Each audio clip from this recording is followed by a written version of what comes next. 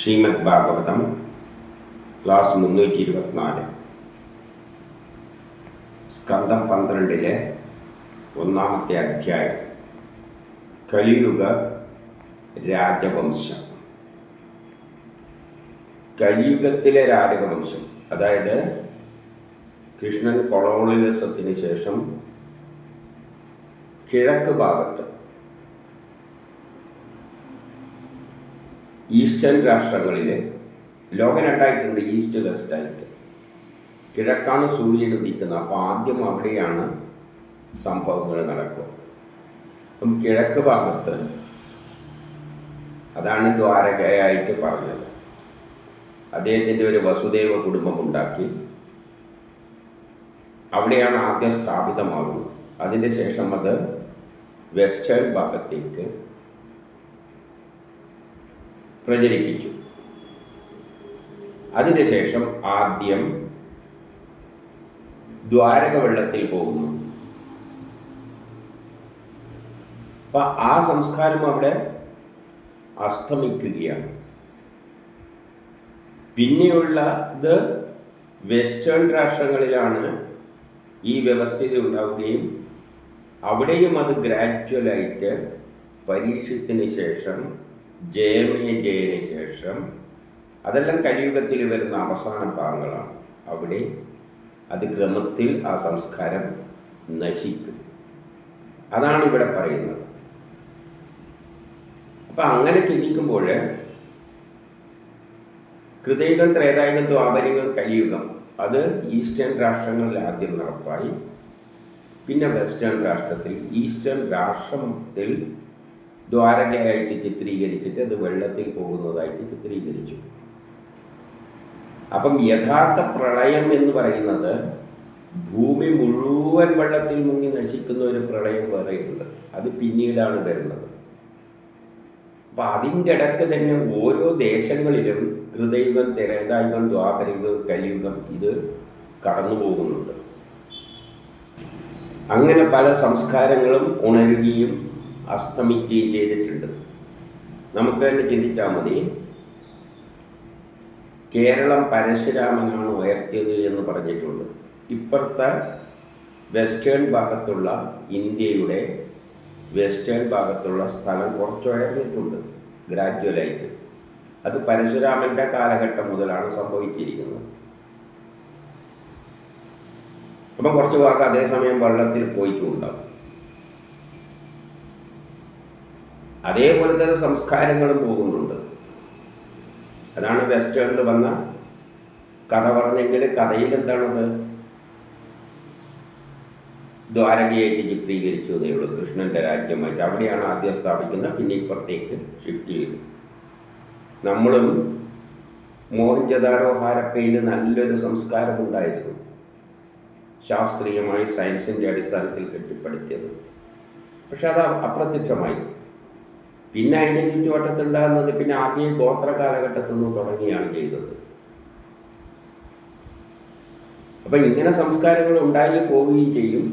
അപ്പം എല്ലാ ദേശത്തിലും കൃതയുഗം, ത്രേതായുഗം, ദ്വാപരയുഗം, കലിയുഗം ഇത്തരത്തിൽ പോയിക്കൊണ്ടിരിക്കും. അത് അതിൻ്റെ ശേഷം ചെറിയ ചെറിയ പ്രളയങ്ങൾ ഓരോ ദേശത്തിലും സംഭവിക്കും. അതെല്ലാം തോണിയിൽ കയറി രക്ഷപ്പെടാനേ ഉള്ളൂ. എന്നാൽ ഭൂമി മുഴുവൻ വെള്ളത്തിൽ മുങ്ങിയാണെങ്കിൽ ആ കൃതയുഗം, ത്രേതായുഗം, ദ്വാപരയുഗം, കലിയുഗം എന്ന് പറയുന്നത് വലിയൊരു പീരീഡാണ്. അപ്പോഴും മനുഷ്യൻ മറ്റുള്ള ബഹിരാകാശത്ത് പോയി രക്ഷപ്പെടും. പാത്രത്തിൽ വേണം ഈ യുഗങ്ങളെ കണക്കാക്കാൻ. ചെറുതുമുണ്ട്, വലുതുമുണ്ട്. അപ്പോൾ ഇപ്പുറത്തെ ഭാഗത്ത് വെസ്റ്റ് ദ്വാരക കഴിച്ചിട്ടുള്ള മറ്റുള്ള ഭാഗത്ത് വസുദേവ കുടുംബമുണ്ടാകുന്നു. അതിൻ്റെ ശേഷം അപ്പോൾ പരീക്ഷത്തിലൂടെയും ജയമേജനിലൂടെയാണ് പിന്നെയുള്ള ആ കാലങ്ങൾ പോകുന്നത്. അതിൻ്റെ ശേഷം ഈ ദേശങ്ങളിൽ ഗ്രാജ്വലായിട്ടത് ആ ഗുണങ്ങൾ നഷ്ടപ്പെട്ട് മനുഷ്യൻ നശിക്കും. അവിടെയും നശിക്കും. ദ്വാരക നശിച്ച പോലെ ഇവിടെയും നശിക്കും. അപ്പം ഇതെല്ലാം കലിയുഗത്തിൻ്റെ അവസാനത്തിലാണ്. കലിയുഗത്തിൻ്റെ അവസാനത്തിൽ സംഭവിക്കുന്നതാണ്. ദ്വാരകയിൽ കലിയുഗത്തിൻ്റെ അവസാനത്തിൽ നടക്കുന്നത് നടന്നു കഴിഞ്ഞു. ആ പ്രാദേശികമായിട്ട് ഇതെല്ലാം പ്രാദേശിക കലിയുഗമാണ്. ഇനി ഇവിടെ എന്താണ് സംഭവിക്കുന്നതെന്നുള്ളത് അങ്ങനെ പറഞ്ഞു പോവുകയാണ്. ചില ആൾക്കാരെ വെച്ചുകൊണ്ട്, രാജാക്കന്മാരെ വെച്ചുകൊണ്ട് യഥാർത്ഥത്തിൽ കാലഘട്ടമാണ് പറയാൻ പോകുന്നത്. നമ്മൾ തുടക്കത്തിൽ പ്രപഞ്ചമുണ്ടായ മുതൽ ഇന്നാണ് ഭരിച്ചു എന്നുകൊണ്ട് കുറേ കാലഘട്ടം ഒരു വർഷം വെച്ച് പറഞ്ഞതുപോലെ ഇനി ഈ ഭാഗത്ത് നശിക്കുന്നത് വരെയുള്ള പല രാജാക്കന്മാരുടെയും പേര് വെച്ച് ഘട്ടങ്ങൾ തിരിച്ചിട്ട് പറയുകയാണ്. യഥാർത്ഥത്തിൽ അത് വരാൻ പോകുന്നതായിട്ടാണ് ചിത്രീകരിച്ചിരിക്കുന്നത്. പരീക്ഷത്തോട് പറയുന്നത്. നമ്മൾ പരീക്ഷത്തിലൊന്നും എത്തിയിട്ടില്ല. നമ്മൾ മൂന്നാം ലോകമഹായുദ്ധത്തിൻ്റെ മധ്യത്താണ്. ഒന്നിലെ പരീക്ഷത്ത് രാജാവാണ് ചോദിക്കുന്നത്, യാദവ വംശത്തിന് അലങ്കാരമായ ശ്രീകൃഷ്ണൻ സ്വന്തം ലോകത്തേക്ക് ചെന്നതിൽ പിന്നെ, സ്വർഗലോകത്തിൽ ചെന്നതിൽ പിന്നെ ഭൂമിയിൽ ആരുടെ വംശമാണ് ഇരുന്നത്? ഇതിനെപ്പറ്റി പറഞ്ഞു തന്നാലും.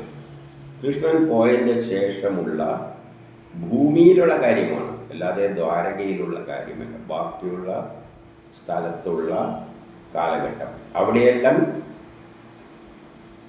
എന്തുണ്ടായിട്ടുണ്ട്? വസുദേവ കുടുംബമായിട്ട് മാറിയിട്ടുണ്ട്. ഇനി അത് ഗ്രാജ്വലായിട്ട് നശിക്കുന്നത് ഒരു കാലഘട്ടം വെച്ച്, ഓരോ കാലഘട്ടത്തിൽ ഓരോ രാജാക്കന്മാരുടെ രാജവംശങ്ങളുടെ പേര് പറഞ്ഞുകൊണ്ട് പറയാൻ പോവുകയാണ്. അപ്പം 2:3 ശ്രീകൃഷ്ണൻ പറയുകയാണ്. അവസാനമായി ഭാവിയിലുണ്ടാകാൻ പോകുന്ന കാര്യങ്ങൾ പറയുകയാണ്. ഭാവിയിലുണ്ടാകാൻ പോകുന്ന പുരഞ്ജയൻ എന്ന രാജാവിൻ്റെ സജീവൻ എന്ന പുത്രൻ ശുനകൻ രാജാവിനെ കൊന്നിട്ട് പ്രദ്യോനൻ എന്ന മകനെ രാജാവായി നിയമിക്കാൻ പോകുന്നു. അവൻ്റെ പുത്രൻ പലകൻ, അവൻ്റെ പുത്രൻ വിശാഖയൂപൻ, അവൻ്റെ പുത്രൻ രാജകൻ ജനിക്കാൻ പോകുന്നു. ഇത് 4. രാജകൻ്റെ പുത്രൻ നന്ദിവക്ഷനൻ, അവൻ്റെ പുത്രൻ. അപ്പം നന്ദിവക്ഷനൻ വരെ അങ്ങനെ 5 രാജാക്കന്മാര് 138 കൊല്ലം ഭൂമിയെ ഭരിക്കും. അപ്പം ഇതെല്ലാം പരീക്ഷത്തിൻ്റെ കാലശേഷം, ജനമേജയൻ്റെ കാലശേഷമുള്ളതായിട്ട് അവിടെ ജനമേജയൻ എന്ന് പറഞ്ഞു വെച്ചിട്ടുണ്ട്. പരീക്ഷത്തിന് ശേഷമുള്ള പിൽക്കാലത്തെ കാലഘട്ടം ഒരു 138 കൊല്ലമോളം ഇങ്ങനെ പോകും. 5 അവർക്ക് ശേഷം ശിശുനാഗൻ, അവൻ്റെ പുത്രൻ കാകവർണ്ണൻ, അവൻ്റെ പുത്രൻ ഹേമധർമ്മൻ, അവൻ്റെ പുത്രൻ ക്ഷേത്രജ്ഞൻ, അവൻ്റെ പുത്രൻ വിജിസാരൻ, അവൻ്റെ പുത്രൻ അജാതശത്രു, അവൻ്റെ പുത്രൻ ദർഭകൻ അല്ലെങ്കിൽ അജയൻ എന്ന പേരിൽ അറിയപ്പെടുന്നവൻ. ഇനി 7 അജൻ്റെ പുത്രൻ നന്ദിവർദ്ധനൻ, അവൻ്റെ പുത്രൻ മഹാനന്ദി. ഇങ്ങനെ 10 രാജാക്കന്മാർ 360 കൊല്ലം ഭരിക്കും. 8-9 മഹാനന്ദിയിൽ ശൂദ്രശ്രീയിൽ ജനിച്ച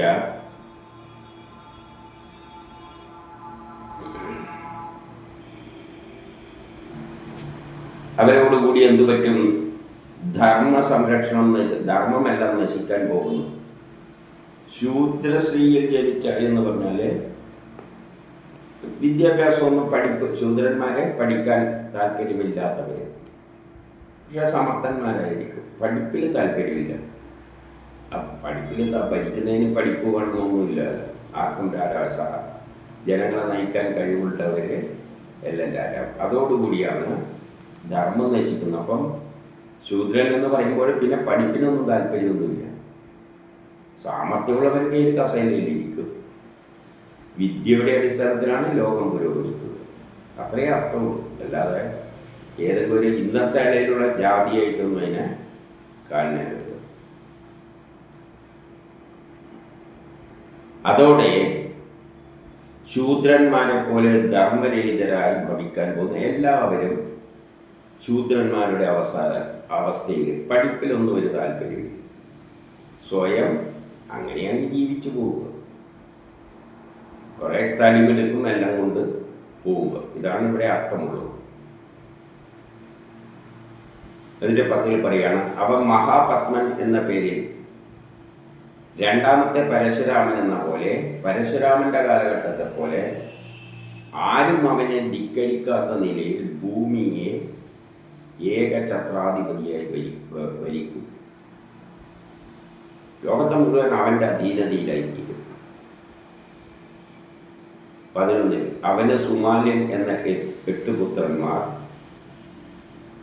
അവരിലൂടെ അവന് സുമാല്യൻ എന്ന 8 പുത്രന്മാരിലൂടെ അവൻ രാജ്യം പല പുത്രന്മാരിലൂടെ 100 വർഷം അങ്ങനെ കാലം കഴിഞ്ഞു പോകും.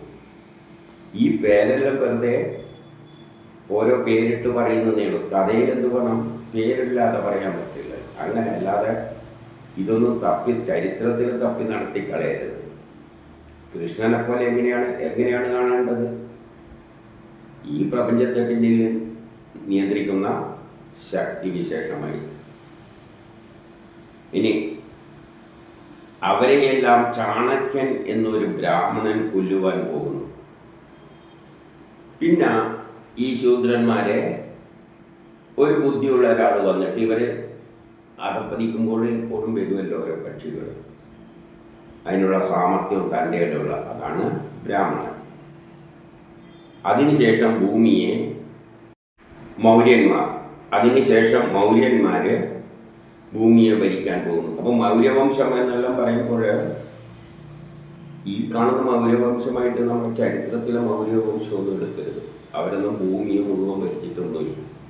ഈ ഭൂമി ലോകത്തിൽ പിന്നെ ബാക്കിയുള്ള സ്ഥലത്ത് സംഭവിക്കുന്നത് പറയുന്നതായിട്ട് കണ്ടാൽ മതി. അല്ലാതെ ഇവരുടെ പുത്രന്മാരൊന്നും ഈ പേരിലൊന്നും ആയിരിക്കില്ല.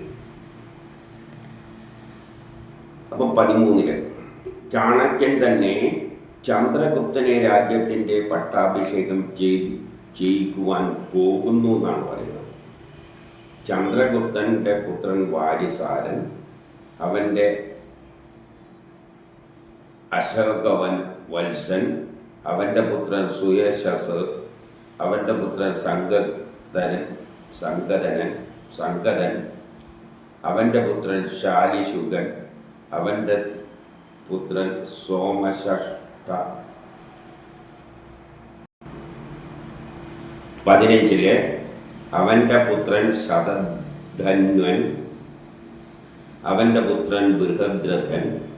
ഇവരെല്ലാം കൂടിയിട്ട് അങ്ങനെ ഒരു 137 വർഷം ഭരിക്കുന്നു, ഭൂമിയെ പരിപാലിക്കുന്നു. ഇവരെല്ലാം കൂടിയിട്ട് 16 ഈ ബൃഹദനെ കൊന്നിട്ട് അദ്ദേഹത്തിൻ്റെ സേനാപതിയായ ശുംഗവംശജനായ പുഷ്പമിത്രൻ രാജ്യം ഭരിക്കുന്നു. അപ്പോൾ ശുംഗവംശം. അതിൻ്റെ 17-19 പറയുകയാണ്, അവനിൽ നിന്നും അഗ്നിമിത്രൻ, അവൻ്റെ പുത്രൻ സുജോഷ്ടൻ, അവൻ്റെ പുത്രൻ വശുമിത്രൻ, അവൻ്റെ പുത്രൻ ഭദ്രകൻ, അവൻ്റെ പുത്രൻ പുളിന്ദനൻ, അവൻ്റെ പുത്രൻ ഘോഷൻ, അവൻ്റെ പുത്രൻ വജ്രമിത്രൻ, അവൻ്റെ പുത്രൻ ഭാഗവനൻ, അവൻ്റെ പുത്രൻ ദേവഭൂതി. ഇവരെല്ലാം കൂടിയിട്ട് പിന്നെ ഒരു 100 വർഷത്തോളം ആ വംശം ഭരിക്കുന്നു.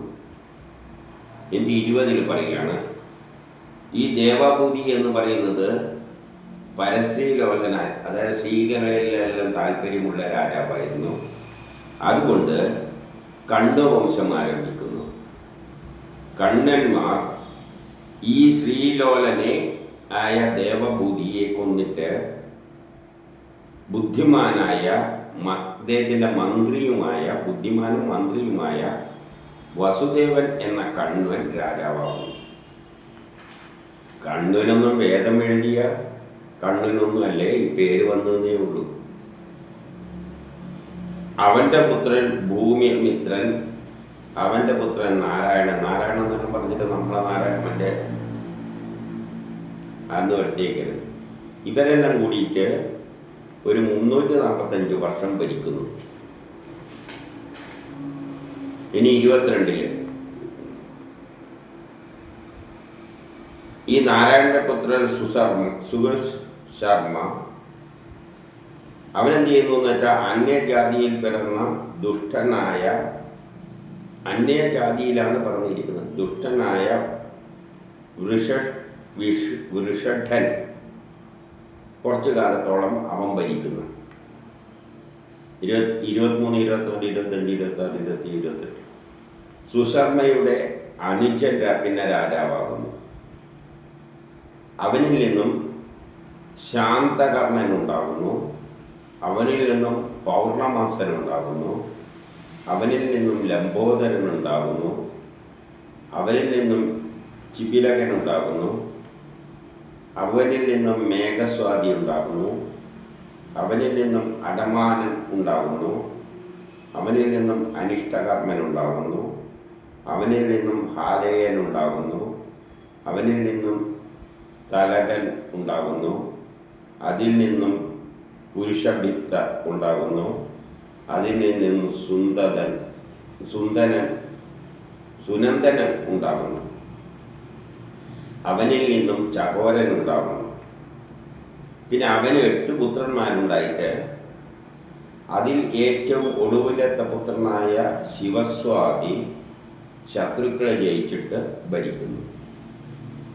പിന്നെ ഗോമതി ഉണ്ടാകുന്നു, അതിൽ നിന്ന് പുരിമാനൻ ഉണ്ടാകുന്നു, അതിൽ നിന്നും മേധശിരസ് ഉണ്ടാകുന്നു, അതിൽ നിന്ന് വിവസ്കന്ധൻ ഉണ്ടാകുന്നു, അതിൽ നിന്നും യജ്ഞശ്രീ ഉണ്ടാകുന്നു, അതിൽ നിന്നും വിജയൻ ഉണ്ടാകുന്നു, അതിൽ നിന്നും ചന്ദ്രവിഘ്നൻ ഉണ്ടാകുന്നു.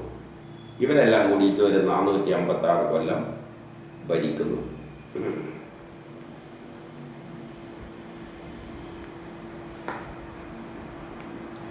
ഇനി 29 അവഭൂതി എന്ന നഗരത്തിൽ പിന്നെ ഓരോ ചില ദേശങ്ങളിൽ ഭരിക്കുന്ന കാര്യം പറയുകയാണ്. അവഭൂതി എന്ന നഗരത്തിൽ 7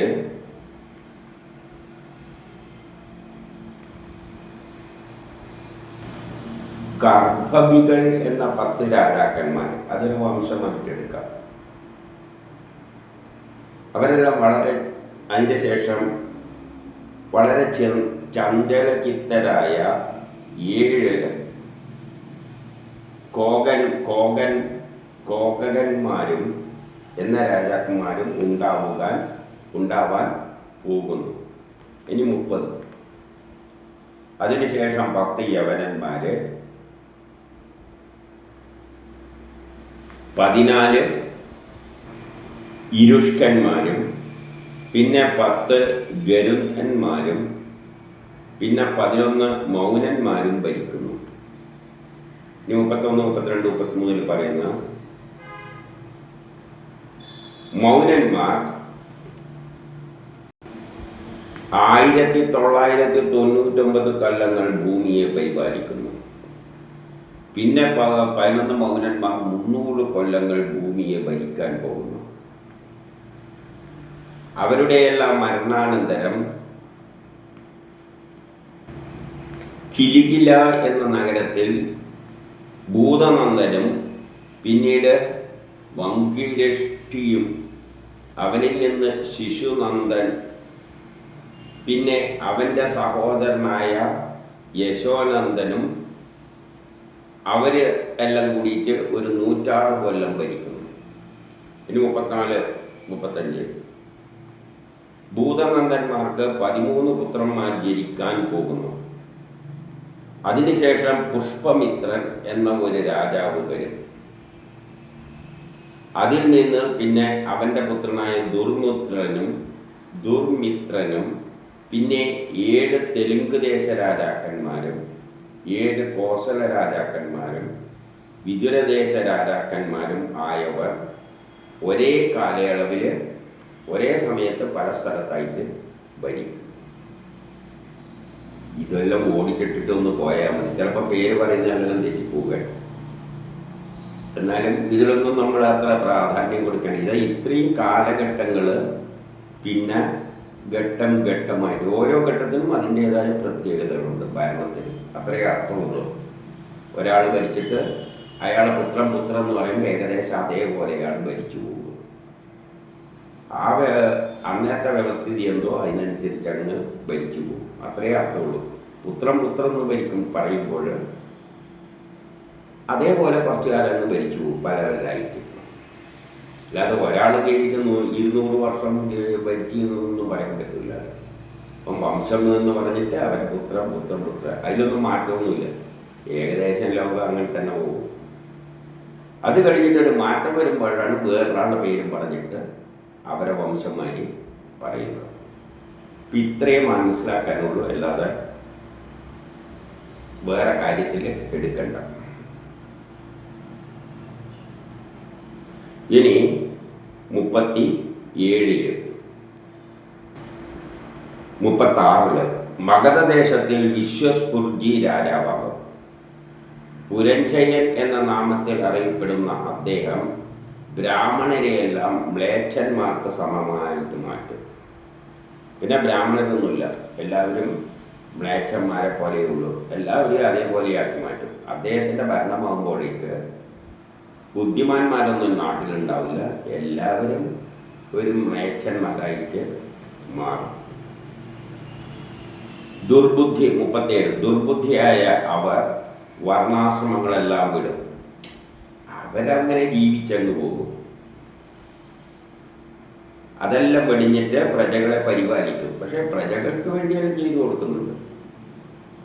വീരവാനായ അവൻ ക്ഷത്രിയരെയെല്ലാം നശിപ്പിക്കും. പത്മവതി എന്നിടത്ത് വസിച്ചിട്ട് ഗംഗാതടം മുതൽ പ്രയാഗം വരെ ഭരിക്കും അവൻ. 38 സൗരാഷ്ട്രം, ആഭിരം, അവന്തി, ശൂരദേശം, അർബുദം, മാലവം എന്ന ദേശങ്ങളിൽ ജനിച്ച ബ്രാഹ്മണ, ക്ഷത്രിയ, വൈശ്യ മുതലായവർ ഉപനയനമൊന്നും ചെയ്യാത്തത് ശൂദ്രന്മാരായിട്ട് മാറും. ഉപനയനം ചെയ്യില്ല എന്ന് പറഞ്ഞതിൽ നിന്നും ഇവരെല്ലാം പഠിക്കുന്ന ആൾക്കാരാണ് ബ്രാഹ്മണ, ക്ഷത്രിയ, വൈശ്യ. ബുദ്ധിയുള്ളവരും അത്തരം മനുഷ്യരെല്ലാം പഠിപ്പ് ഉപനയനം നിർത്തും എന്ന് പറഞ്ഞാൽ പിന്നെ അവർക്ക് പഠിക്കാനൊന്നും താല്പര്യമൊന്നുമില്ല. അങ്ങനെ നാട് അധപ്പതിച്ചു കൊണ്ടുപോവുകയാണ് ഗ്രാജുവലായിട്ട്. അപ്പോൾ അവർ പഠിപ്പിലൊന്നും താല്പര്യമില്ലാത്തവരായിട്ട് ശൂദ്രന്മാരെ പോലെ തിന്നുക, കുടിക്കുക, ജീവിക്കുക, ഇങ്ങനെ പോകുന്നവരായിട്ട് മാറും.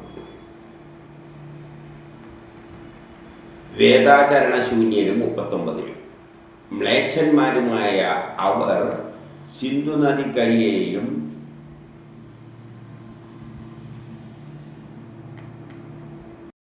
ചന്ദ്രഭാഗ എന്ന നദിയെയും കൗന്തി നഗരത്തിനെയും കാശ്മീര ദേശത്തെയെല്ലാം ഭരിക്കും എന്ന് പറയുകയാണ്. അതിൻ്റെ ശേഷം മ്ലേച്ഛന്മാരായ അവര് ഒരേ സമയം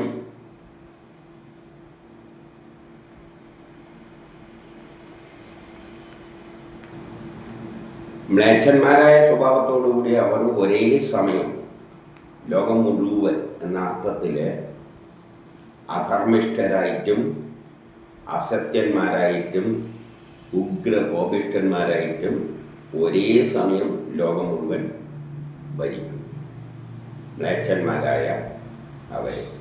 അതായത് ഒന്നിലും താല്പര്യമില്ലാതെ തിന്നുക, കുടിക്കുക, അത്തരത്തിലങ്ങ് പഠിക്കില്ല എന്നെല്ലാം പറഞ്ഞു കഴിഞ്ഞല്ലോ.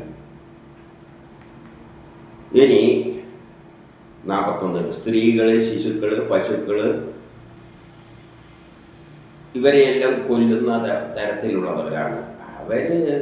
ആൾക്കാർ കൊല്ലുന്നതിലും ഒന്നും താല്പര്യമില്ല, കൊല്ലുന്നതിലൊന്നും ഒരു മടിയുമില്ലാത്തവരായിട്ട് സ്ത്രീകളെ, പശുക്കളെ, ശിശുക്കളെ, മറ്റുള്ള ബ്രാഹ്മണ പഠിപ്പും ബുദ്ധിയെല്ലാം ഉള്ളവരെ, ഇങ്ങനെയുള്ളവരെ അവർക്ക് ഇഷ്ടപ്പെടാത്തവരെല്ലാം കൊല്ലുന്നവരായിട്ടും അന്യദ്രവ്യം മറ്റുള്ളവൻ്റെ എല്ലാം പിടിച്ചു പറിക്കാനുള്ള താല്പര്യമുള്ളവരായിട്ടും സുഖങ്ങളും ദുഃഖങ്ങളും എല്ലാം ഇടകലർന്ന് അനുഭവിച്ചുകൊണ്ട് വലിയ ബലമൊന്നുമില്ലാത്തവരായിട്ട് അല്പ ആയുസ്സുള്ളവരായിട്ട് തീരും.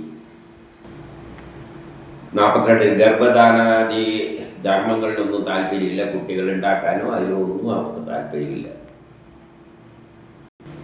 കുട്ടികളെ ജനിപ്പിച്ച് അവരെ പോറ്റി വളർത്തി അങ്ങനത്തെ താല്പര്യങ്ങളൊന്നും അവർക്കില്ല. രജോ തമോ ഗുണങ്ങൾ കൂടി അവർക്ക് രജോ ഗുണവും തമോ ഗുണവും എല്ലാം. രാജവേഷം കിട്ടിയിട്ട് അങ്ങനെ നടക്കും. എല്ലാവരും രാജാവിനെ പോലെ ആയിട്ട് രാജവേഷവും കിട്ടിയിട്ട് ഞാൻ തന്നെ ഈ നാട്ടിലെ രാജാവ് എന്ന നിലയിൽ നടക്കും. മ്ലേച്ഛന്മാർ എന്നിട്ട് ജനങ്ങളെ മുഴുവൻ ദ്രോഹിക്കും.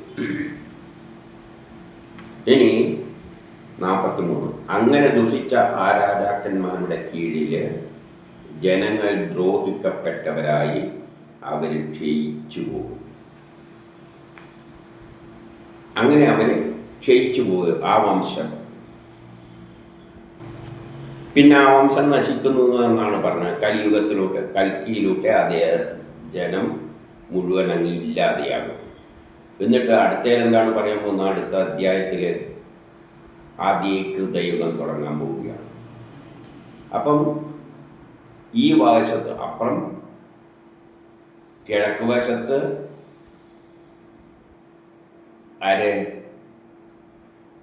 ദ്വാരക ആദ്യം തന്നെ അവസാനമായപ്പോൾ ഈ യദുവംശത്തിലെ പയ്യന്മാരെല്ലാം തലതിരിഞ്ഞത് പറഞ്ഞല്ലോ, തമ്മിൽ തല്ലി മരിച്ചതുപോലെ അതില്ലാതെയായി. അതോടുകൂടി അവിടെ തീർന്നു. ഇവിടെ കുറേ കാലം ഇങ്ങനെ പോയിട്ട് ഇവിടെയും പിന്നെ എന്താവും? എല്ലാം കൂടിയിട്ട് നശിക്കും. പിന്നെ ഏതെന്ന് തന്നെ തുടങ്ങും? ഹൃദയത്തുനിന്ന് തുടങ്ങും. രക്ഷപ്പെട്ടവർ നശിച്ചിട്ട് ബാക്കി ആരെങ്കിലും രക്ഷപ്പെട്ടിട്ടുണ്ടെങ്കിൽ അവരിലൂടെയാണ് ഇനി ആദ്യകൃതയുഗം ത്രേതായുഗം എന്നത് വരുന്നത്. അപ്പം അതിനെപ്പറ്റി നമുക്ക് അടുത്ത അധ്യായത്തിൽ കാണാം.